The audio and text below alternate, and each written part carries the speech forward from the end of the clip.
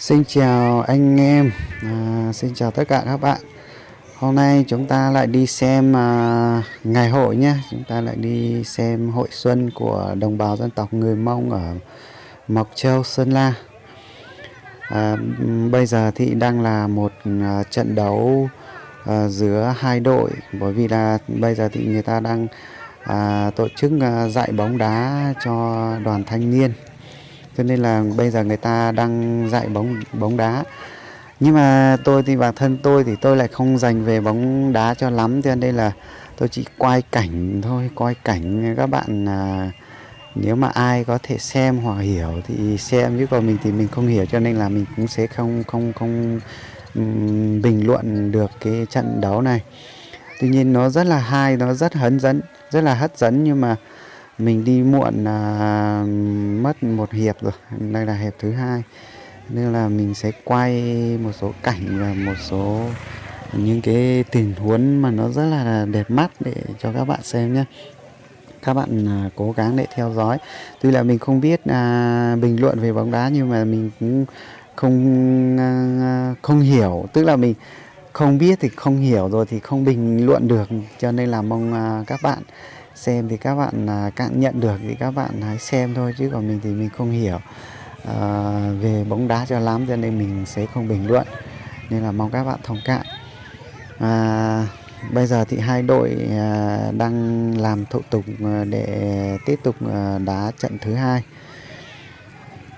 hiệp thứ hai. Hôm nay thì thời tiết nó hơi âm u, cho nên là quay nó không được đẹp cho lắm, nên là chúng ta hãy cố gắng để xem thôi, chứ còn cạnh nó không được đẹp cho lắm. Nếu mà hơi nắng thì được, chứ còn hôm nay trời nó âm u, nó nhiều mây, cho nên là nó không được đẹp.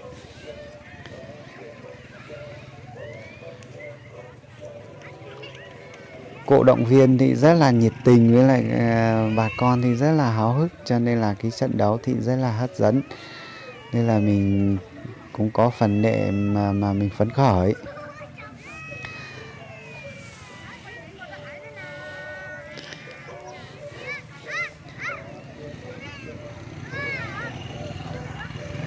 Trận đấu thì chuẩn bị bắt đầu rồi, cho nên là mình cũng sẽ không nói nhiều về cái này nữa, vì là mình không hiểu cho lắm. Thì mong các bạn hãy xem nhé, chúng ta cùng xem nhé. Đội vàng là đội chủ nhà, còn đội áo đen là đội của đội bạn, tức là một bản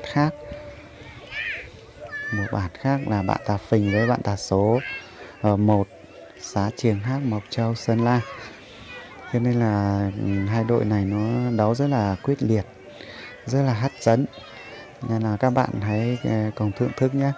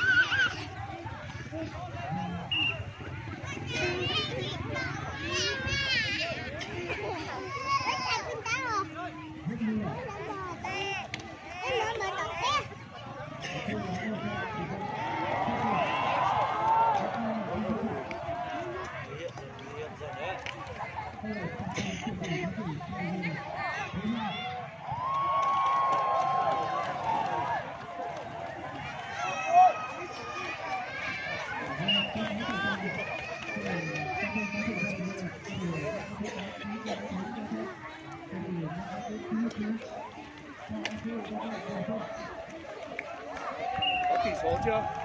Có đâu. Có rồi. Đội áo vàng là của bản nào? Áo vàng hình như có tà số hay sao? À, áo vàng tà số là đội chủ nhà đấy à? Còn là áo đen Có tà phình. Đây. Đấy. Nguy hiểm. Đây là áo vàng là đội chủ nhà. Tà số đang đá với bản áo đen là tà xình. Tà số Tà xình là đồng hiến. cháy mà.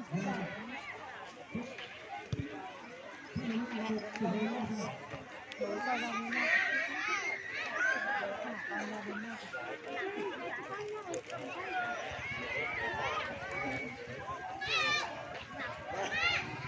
Trời ơi, Thi đứng vào váy áo của chị Thi chụp ảnh kinh khủng ấy, lúc nào nó cũng chụp được cái gì ạ. Nhưng mà đúng là mình hay là mình đứng xuống vào kiểu cho nó cẩn thận. Xuống đây, Ôi trời ơi, xuống đây nhé. Con trai đi xuống đây, con trai đi xuống chụp cho. Các bác ở đâu anh? Hà Nội.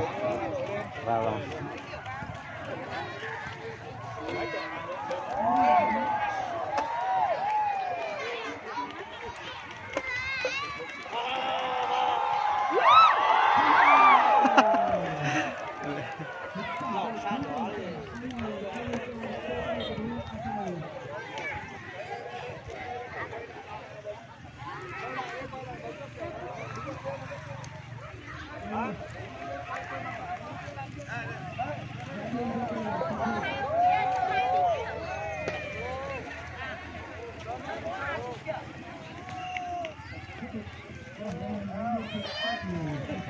Đây là cái đoàn ở Hà Nội lên nhá các bạn nhá. Đây là một đoàn ở Hà Nội lên. Đây là hôm nay thì bà con cũng rất là vui Tết. Nên là có đội này lên. Các bác vừa mới đi xe 16 chỗ lên xong. Cũng về tham dự lễ hội của bà con dân tộc ở trên bản Tà Số nha.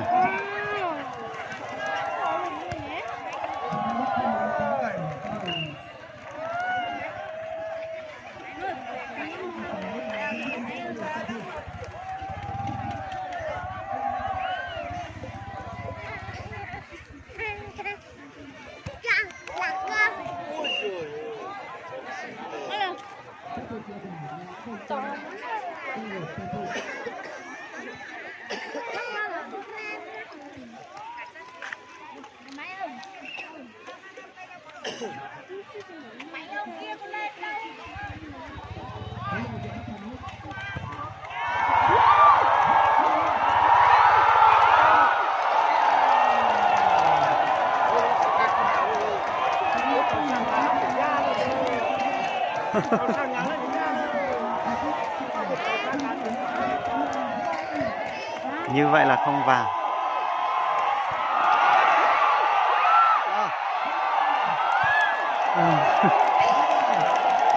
Rất là hồi hộp. Rất là hồi hộp.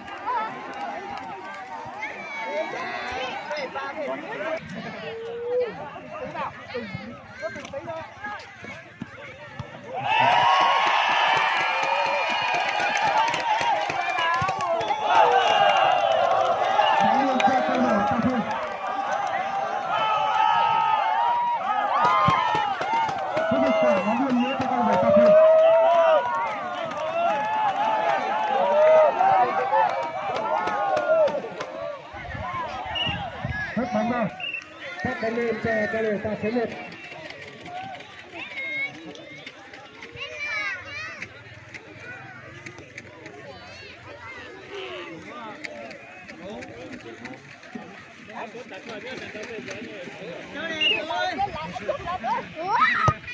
Cái này thấp quá mà. Thớt á. Chịu kính nó phải sao chịu vào. Chị phủ sang tí chứ chị phủ cho tỉnh nó ha là. Nó hình dao đây hả chị? Không phải. Nó đấy nó khuất hết cái chỗ này này. Giờ này. Chạy à, sao nhiều này nè.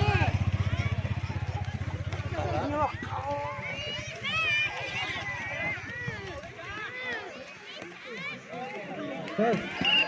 Huấn luyện viên tăng rồi câu lạc bộ ta số 1. 2-0 à? 2-0 à? 2-1. 2-1 rồi á? À đúng rồi. Đã nhìn ra pet. Giờ rồi. Cũng khan luôn là chín lắm. Anh vừa chạy về thì không kịp nữa.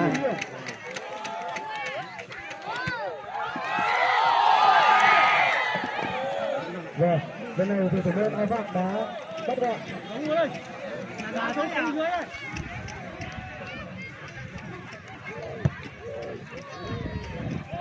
Bóng dài. Lá biên cho câu lạc bộ ta số.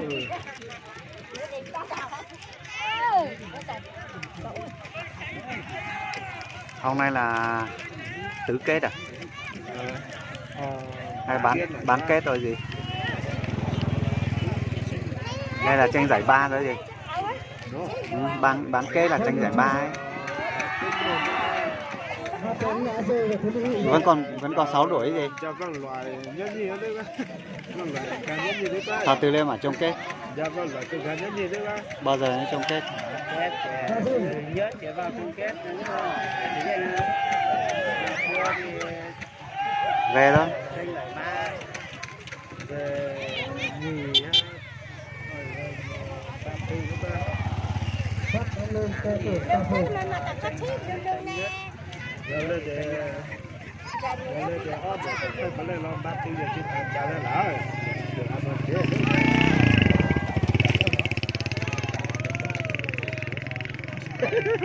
Cần phải cảnh giác với cầu thủ mang áo số 9 này và cầu thủ mang áo số 23 Sơn Trắng. Đúng không ạ?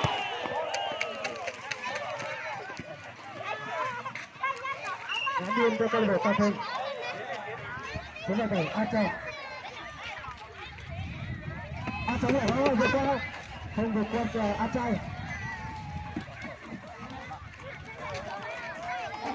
Anh sẽ đá sâu cho đồng đội của mình đẩy lên trong. Ali có bóng. Bây giờ thả bóng của Quang Lâu. Ali.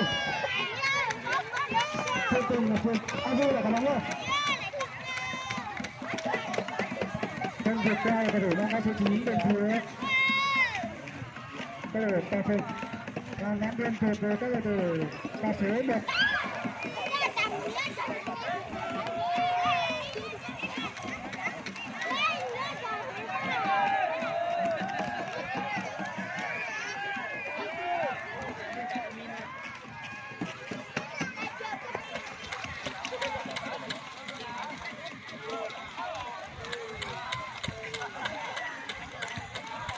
Bóng được phết lên, áp pháo cái bóng. Rất nguy hiểm như pha bóng như thế thì chống tay cái bóng. Thế là chưa tiên. Thật rất dần cho đội Ta số. Rồi. Khi là bóng đá đứng tầm của cầu thủ mang áo số 9 vừa chống thì cầu thủ mang áo số 17 Thao A Trần anh đã có bóng chủ của phạt góc dành cho câu lạc bộ Ta số 1. Tiếp tục là một quả phạt góc nữa dành cho câu lạc bộ Ta số 1.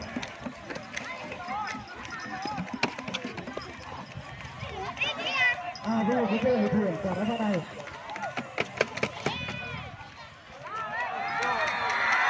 Cái này không có sự khó khăn đối với thủ môn Á Sài. Chúng ta nắm trai của Á Sài. Thủ môn đã mạnh. Rồi, anh đã bắt gọn. Và góc tay của anh đá tổ hết ra.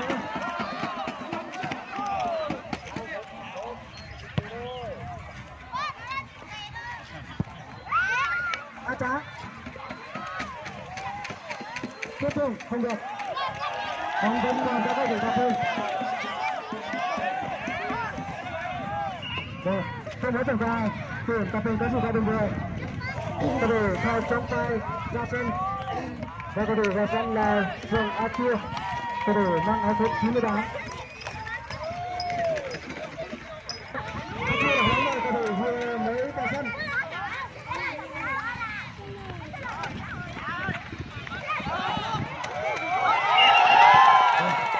Trường hợp tôi rằng A Chia đã tay chân đối với anh lưới.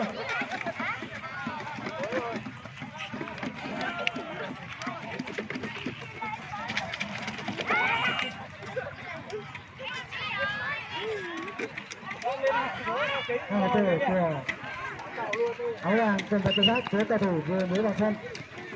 Trong A Chia là rất xin thông báo những người thi đấu có nhấn đồng hồ thiếu tháo hết cỏ rút ra.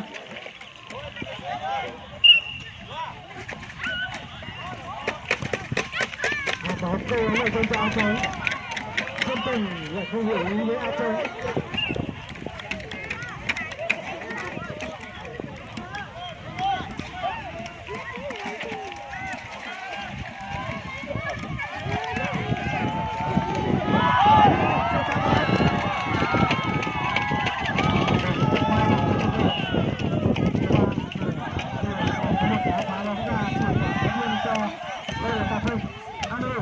Anh là bóng ra ra nhưng không thành công. Hơi nhiều cái nhà bóng về của ra là một không lệ.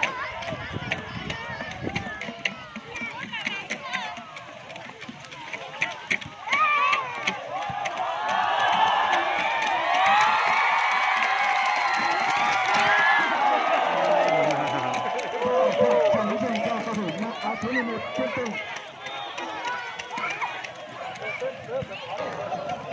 Những tình huống như vậy thì Ly tránh trường để cho Ava tháo.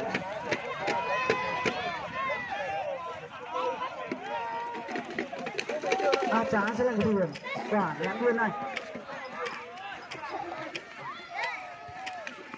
Tiếp tục là ném biên nữa.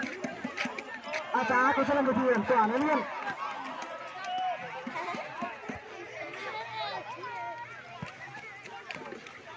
Ali phá chạy vào bóng.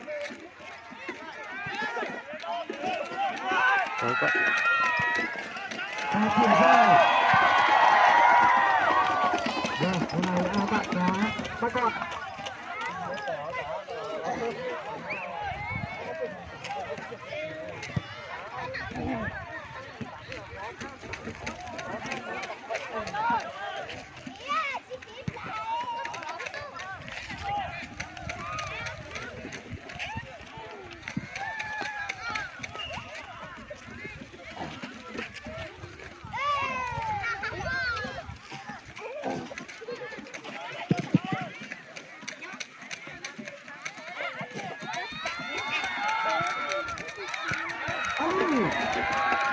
Phá bóng lên. Những tình huống pha bóng như thế này thì thủ môn không nên để đánh vượt trang nữa. Nếu vượt trang thì cầu thủ mặc áo số 23 sẽ có cơ hội để dứt điểm. Không vượt qua. Alo phá bóng ra.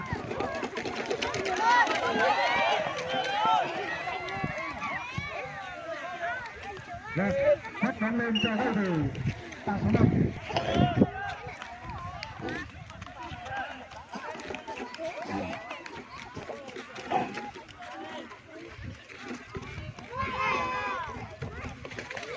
Giờ cả hai nhá, cả bảy với xuống. A Bạn sẽ là một điểm quả đá phạt. Phát bóng dài. A Trấn cuối cùng sẽ từ thôi. Không qua được A Trấn.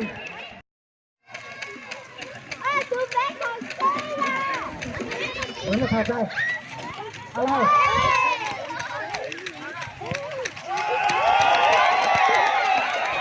Lúc này là chân đội alo đã phá bóng ra thì không thủ. Alo. Không kịp rồi. Đá biên dành cho phát bóng lên. Và đá phạt dành cho câu lạc bộ Cà Phê. Trên trán các bóng. Alo. Rồi thì Alo đã phạt đấu với Alo và đã phạt đi lên cho câu lạc bộ số 1.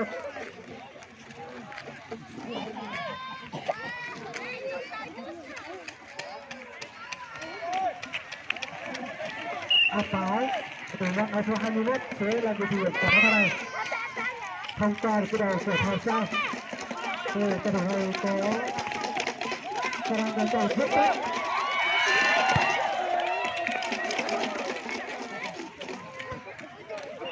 Rất cao chân với Thảo Á Trần. Cái thủ môn Xuân Tùng đá cao chân. Đá phạt dành cho cái thủ Cà Phê.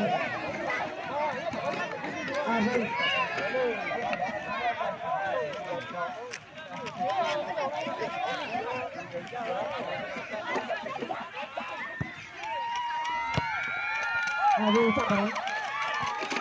Áo cá lại có bóng ra rồi. Đấy đây. Đã thương dần dọc câu lạc bộ số.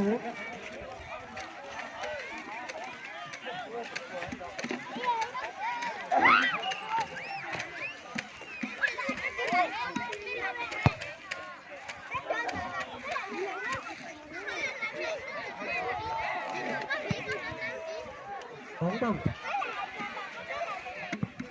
Đáng biên cho câu lạc bộ số 1.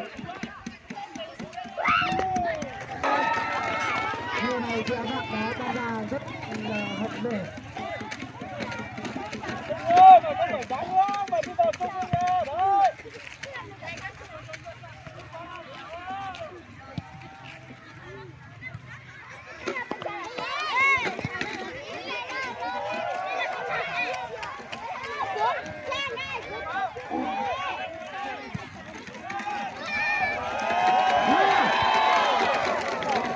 Lấy cặp đầu cho anh Tú. Đá biên cho câu lạc bộ Cà Phê.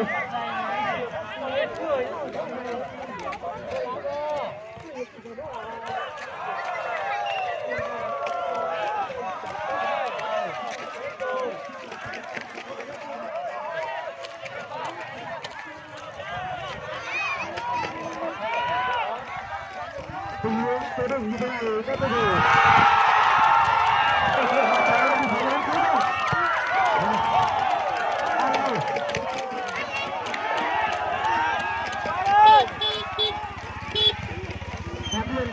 Tạp số 1. Alo đi lên và áp trả không ăn là rất là nguy hiểm. Thôi áp trả rất là nguy hiểm quả đạt đá biên này. Anh muốn cho đồng đội của mình Abu. Một không thành công. Xuất Tùng và trục trù của Xuất Tùng. Rất cao ngô bóng đá đi đúng thủ môn Asai. Phát bóng dài. Đá đến bóng nhà và chỉ là đá biên dành cho các cầu thủ Cà Phê. Trận đấu chỉ được tính bằng giây rồi thôi.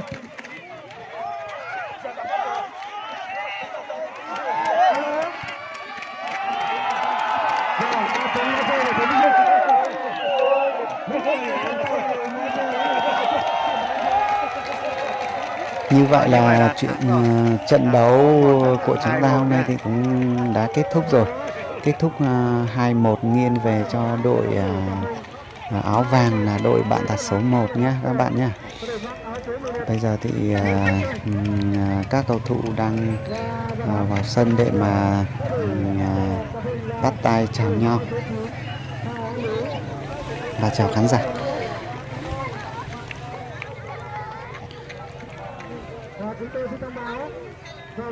Mình không hiểu bóng đá cho lắm cho nên là mình không bình luận được cho các bạn xem. Nên là theo mình quan sát thì trận đấu rất là hấp dẫn. Nên là các bạn hãy cố gắng xem và hiểu nhé. Bởi vì là lúc nãy đang đá penalty mình ở trên cao thì quay nó không được hết, cho nên là mình chảy từ trên xuống, cho nên là cái máy quay nó run rồi là nó không nhìn thấy, mình vừa đến nơi thì lại đá xong rồi, nên là nó không được đẹp. Nhưng mà mong anh em thông cảm.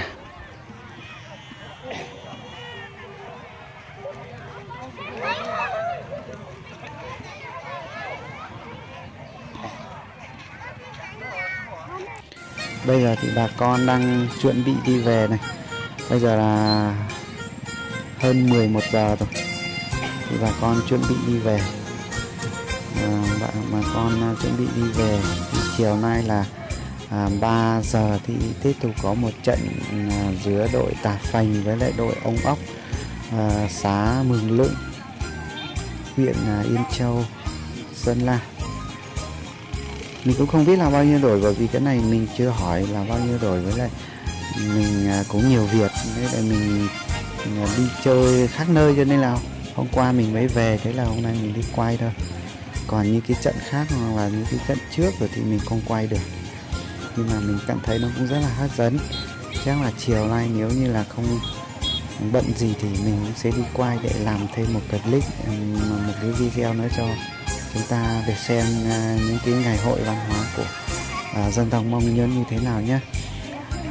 Bây giờ thì bà con nó đang đi về rồi, thì một lần nữa mình xin cảm ơn các bạn đã quan tâm theo dõi và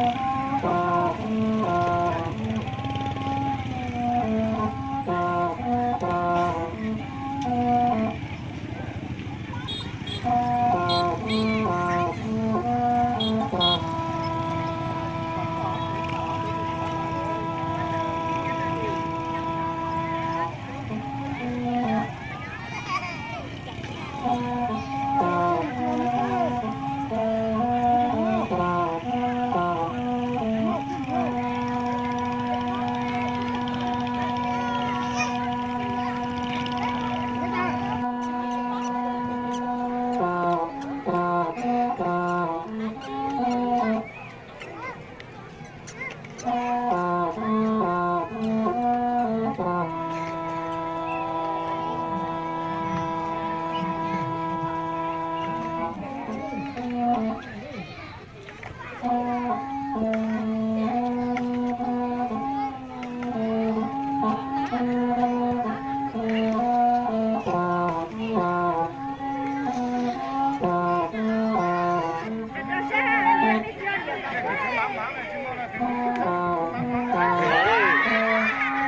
kênh Ghiền Mì Gõ để không bỏ